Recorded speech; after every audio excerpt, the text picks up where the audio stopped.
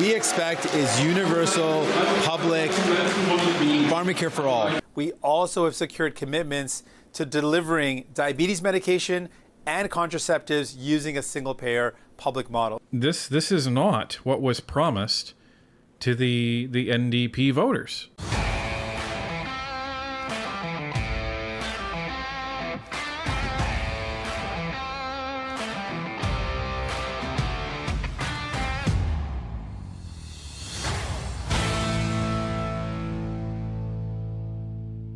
Welcome back to Northern Perspective, everyone. I'm Cypher. And I'm Fox.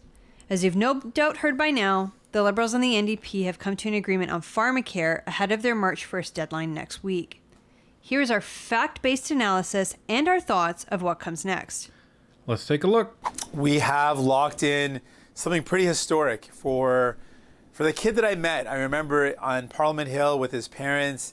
He was a young boy and he had type 1 diabetes, and told me that he's not worried about this critical illness that he has, not worried about the injections, the medication. He was worried about how much money it cost his parents. For that young boy, I said I was going to fight to make sure he'd never have to worry about that again. And I can proudly say that not only do we have legislation that specifically refers to single payer, that refers to the Canada Health Act and the principles and values, we also have secured commitments to delivering diabetes medication and contraceptives using a single-payer public model. So we've gone beyond just the legislation, and we're going to cover medication as well. This is a historic first. This is a big step forward for universal single-payer pharmacare. So this might sound like it hits the mark, but does it really? Let's go back to the NDP convention in October of 2023 to remind everyone exactly what their party wanted. Jagmeet Singh galvanized by an 81% approval rating at the NDP's convention in Hamilton. More than 1,000 party faithful also voted unanimously to call on the NDP to pull its support for the Liberal government if a universal, publicly funded pharmacare plan is not brought in. Delegate James Brunet brought forward that resolution. If we threaten an election over an issue, it only works if that threat is credible. And so we have to be ready for an election. The party could be in for a fight. A new poll from Abacus Data shows the New Democrats are losing support to the Conservatives. At that same convention, this is what Jagmeet promised to get them.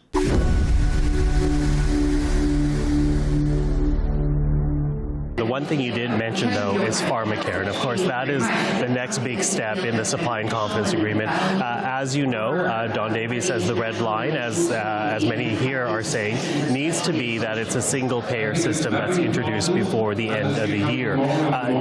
Do you see that happening? I'm wondering if you've had discussions with the Prime Minister, whether or not he is actually open to that. So far, what we've negotiated is that there should be a law passed by the end of this year that lays out the foundation. The first draft of that law was not good enough. And we sent it back and said it's not good enough.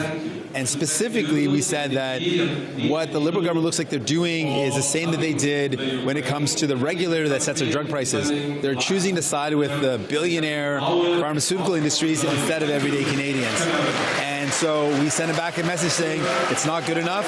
What we expect is universal, public Pharmacare for all. And that should be single payer. And it should be really in favor of people, not in favor of pharmaceutical companies. Universal, single payer, national health care. That's what I heard.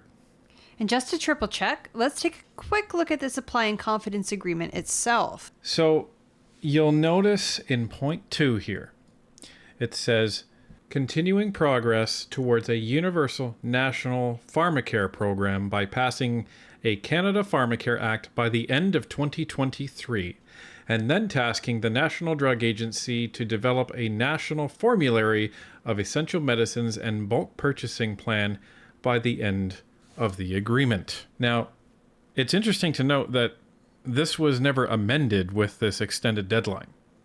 So technically, the Liberals are in breach of this already.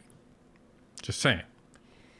However, all may not be what it seems. In a CTV article that refers to an interview that Jagmeet Singh had with Vasi Kapelos, he said, quote, "I can proudly say that not only do we have legislation that specifically refers to single payer, that refers to the Canada Health Act and the principles and values, We also have secured commitments to delivering diabetes medication and contraceptives using a single-payer public model, end quote, Singh told CTV's Question Period host Vasikapoulos in an interview airing Sunday.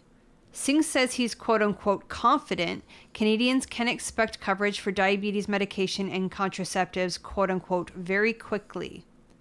But when pressed on whether the Liberals have promised a specific timeline for the actual implementation of a universal single-payer pharmacare system more broadly, the NDP leader wouldn't say. Now you might be wondering, how much would a system like this cost? Well, the Parliamentary Budget Office put together an estimate, and here it is. We estimate that the incremental cost to the public sector, that is federal and provincial governments combined, to be $11.2 billion in 2024-2025, increasing to $13.4 billion in 2027-2028. Now that is provided that they actually implemented the Pharmacare system in 2024-2025, which isn't going to happen. Not as they're outlining it anyway. And that is a lot of money. But that still doesn't sound like it's enough. But aside from that, there's another factor in all of this that we've brought up before. Big Pharma and the insurance companies. What do they think about all of this? Well, in an article from Canadians.org back in 2022, they asked the same question and looked into it. There is one true measure of the strength of the Pharmacare pledge contained in the new Liberal NDP Supply and Confidence Agreement. That measure is to be found in the reaction of Canada's Big Pharma lobby. A day after the new deal was assigned, Innovative Medicines Canada, the country's most powerful pharmaceutical lobby, whose primary objective has been to delay, deter, and obstruct universal pharmacare, released a statement applauding and welcoming it. If Big Pharma isn't screaming bloody murder, we should all be concerned. But why would Innovative Medicines Canada have applauded this new Pharmacare promise? It's because the deal is so vague that it almost resembles a blank canvas, a canvas onto which Big Pharma is undoubtedly keen to paint its own version of Pharmacare. For the pharma lobby, that means pulling out all the stops to prevent a public Pharmacare plan from ever being realized. Quote, a national pharmacare program must build on the strengths of our current dual market system and focus on improving access for the Canadians who need it the most, the uninsured and the underinsured, end quote, Pamela Fralick, the president of IMC, said in the statement. In non-lobby speak, that means keep our current patchwork system while throwing a few bones to people who've fallen through the cracks, but don't touch drug prices or big pharma profits. This seems to be exactly what might be coming our way because of what the National Post also reported today on this. NDP leader Jagmeet Singh threatened in recent weeks to pull out of the deal if the Liberals didn't agree to certain terms by a March 1st deadline.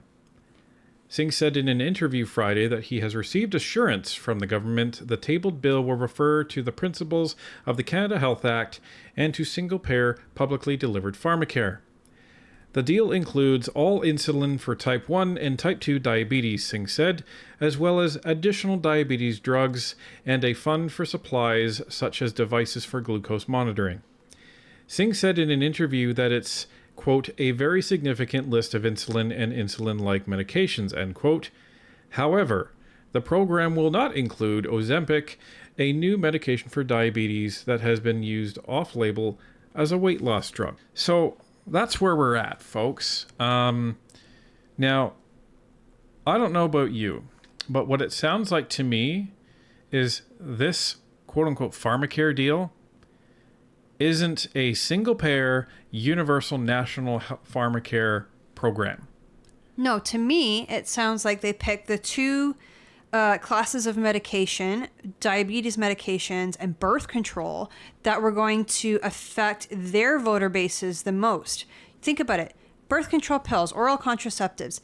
Who mainly takes those? Well, it's going to be women under the age of 35, because after the age of 35, you run the risk of things like blood clots and other health issues that make the risk outweigh the benefits. So mostly it's young women taking these. Who votes NDP and who votes Liberal?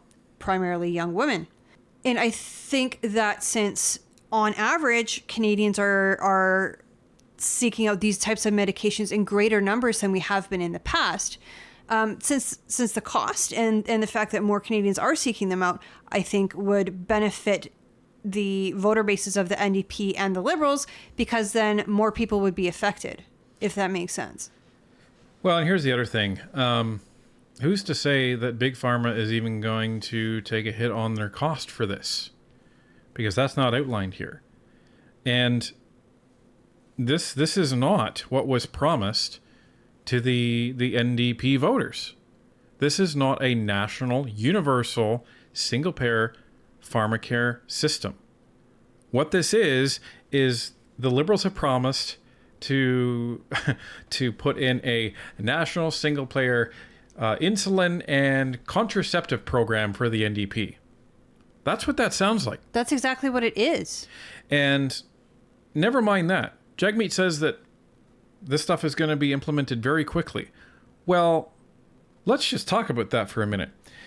Very quickly, the bill isn't even passed yet. Well, the bill hasn't even been read to the House yet. That's the first step. Yeah.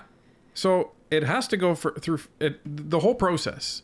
First reading, second reading, committee, study, third reading in the House of Commons, and then it goes over to the Senate. And then back and forth with any amendments. These things are not fast. These are not quick. And never mind that, okay? So let's say it passes next year, if we even get to next year. Then what happens? Well, here's the thing. Alberta and Quebec have already said, we don't want it. We're opting out. So how is it universal if provinces can opt out? Exactly. And the only two provinces that have said that they'll jump in is, no surprise, Manitoba and BC. Why is it no surprise? Because those are NDP provinces.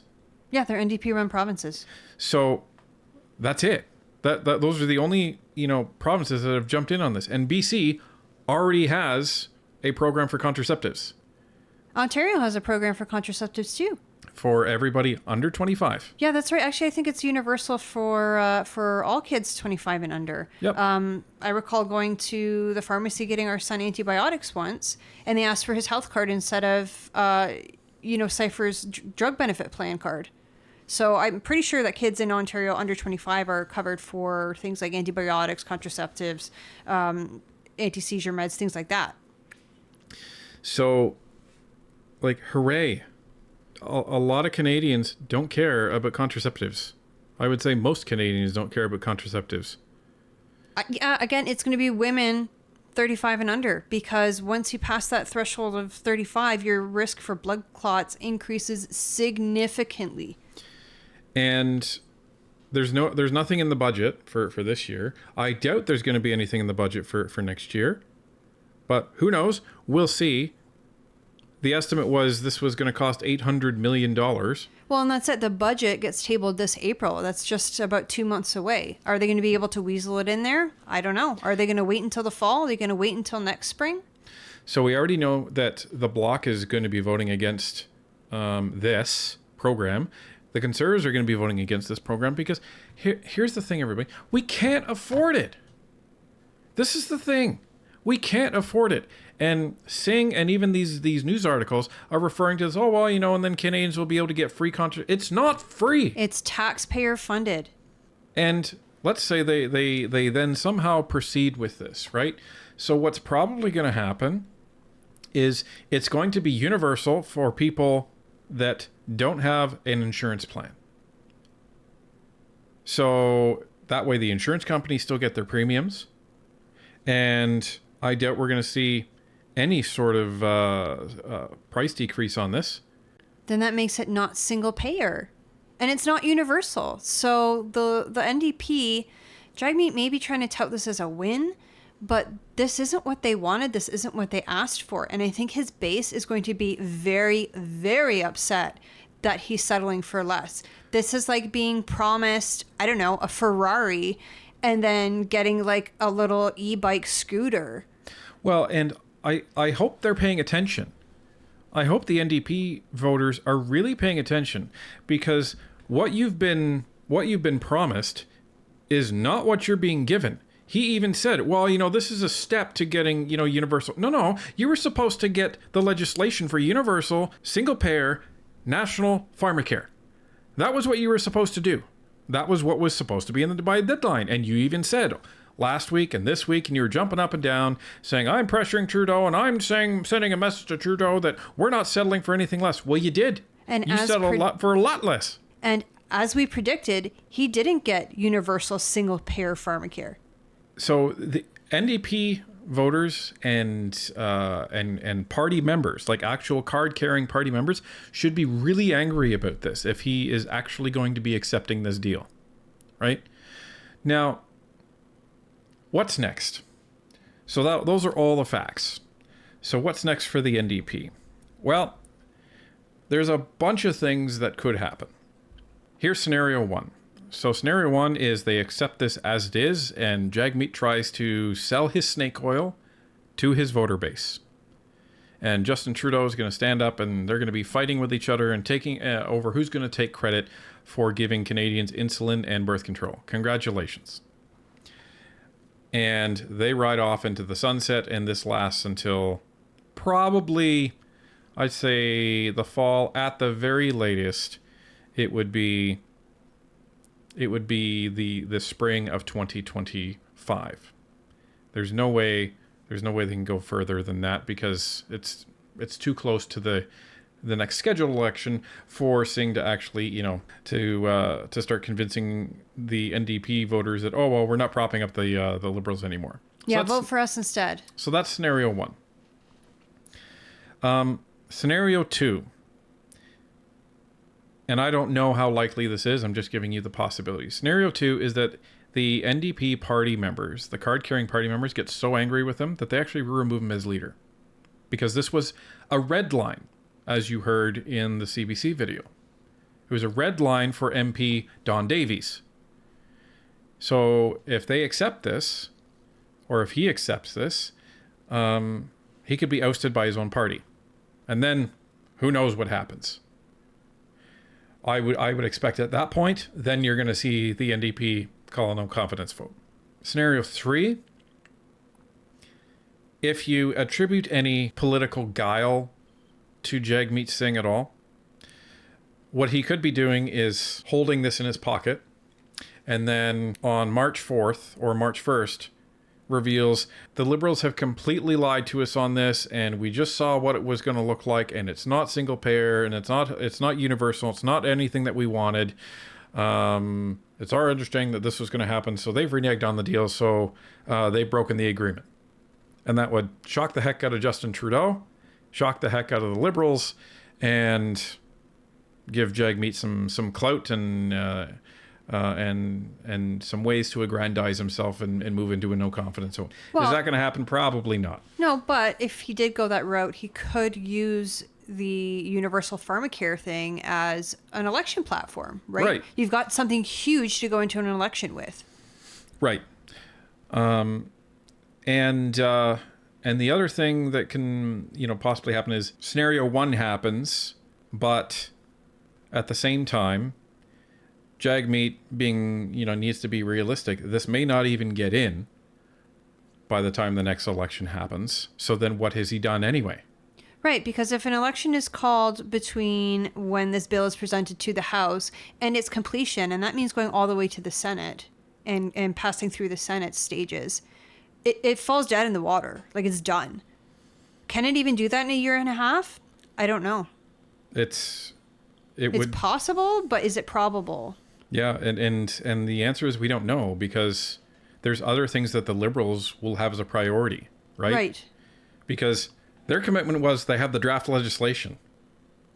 And the fact that they've given him no timeline means it's not on their priority list for bills. Well, and that's it. Maybe they present it to the House this week. Maybe they present it to the House 6 months from now. Nobody knows.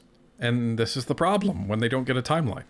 So they asked one of Jagmeet Singh's top advisors, Anne McGrath, about that, there's no timeline here. And her response was this: well, we take it on good faith, and we got a good feeling from everyone around the table that everybody wants to do this. Despite earlier in the interview, she said, well, the Liberals never wanted to do this. Yeah, we had to push them to do it. They didn't actually want to do it. So what's stopping them from just saying, oh yeah, we'll give you your Pharmacare for contraceptives and diabetes medication, and not actually doing anything with it? Yeah, we'll get to it. Because the government gets to choose which bills they put forth. So this is a dangerous game that Jagmeet Singh is playing with his own voters, because he risks being ousted either by scenario one, where he's actually not, he's not getting the legislation tabled that he asked for, or two, it's not even going to be presented to the House in a timely fashion, possibly, because there is no timeline. So in either way, he actually might have screwed himself as party leader. And then what happens? Well, if he's deposed as party leader, he gets no clout. He sits in the back, and he's not going to resign. So, yeah, he'll keep his seat, but he won't be the leader of the party. They'll select an interim leader from the MPs that are present. Which will probably be Peter Julian. Probably. And they may call an election, and then he doesn't get his pension anyway. So he's playing with a lot of fire here. Yeah, he really is. It's really dumb. And what do we think this means for a spring election? I think it's still possible, because this was only one factor. This is only one thing that might cause us to go to election. I think the whole Arrive Can affair is a huge, huge factor that if it gets hot enough, I think the Liberals might even pull the plug on themselves and either dissolve Parliament or prorogue Parliament, which, if they prorogue it, it's going to upset a lot of Canadians, and it's going to completely disillusion their current voter base, which is not that big to begin with. So they're destroying themselves for an upcoming election. Well, and why are we so convinced that there's going to be a spring elections? Some people may say, well, you guys are just really hoping for one. That's part of it. Let's not lie. That is part of it. We all hope that we can get rid of Trudeau and the Liberals sooner rather than later. However... Yeah, it is, but strategically, it makes the most sense for the NDP to go to an election now. Just strategically. I don't care what's in their bank accounts or anything like that. Because, as I've used this analogy before, the Titanic is going down. It just hit the iceberg, and the NDP are standing on it. So their choice is, you jump off now and get into a lifeboat and go gracefully into the water, and you deal with the situation with the cards that you have, or you wait until after the boundary change and you jump off the boat as it's descending into the water and you hope for the best. So it's a bad time to have an election for the Liberals and the NDP now. It's a worse time to have an election after the boundary change. And if you look at this just from the Conservative standpoint, this is the worst time between now and 6 months from now for an election to happen for the Conservatives. Why? Because they will get the minimum majority amount of seats. After the 22nd, they automatically get 4 seats in Alberta, and they will get more seats sprinkled throughout Canada as the boundaries change and the rural ridings merge with the urban ridings, and they start stealing all of these extra ridings from the Liberals and the NDP. So, just from a political strategy perspective, I still say you got to go now. But believe me, Pierre and the Conservatives, they're hoping they wait until after the 22nd of April, and then they're going to be laughing. And a lot can happen from now until April 22nd. So, is a spring election still possible? We think so. But time will tell, and we are still going to bring you the facts as we get them. And if the facts change the story, you can bet we'll bring that too. So leave us your comment. Let us know what you think. And if you know some NDP voters, have a conversation with them and let them know what they're really getting.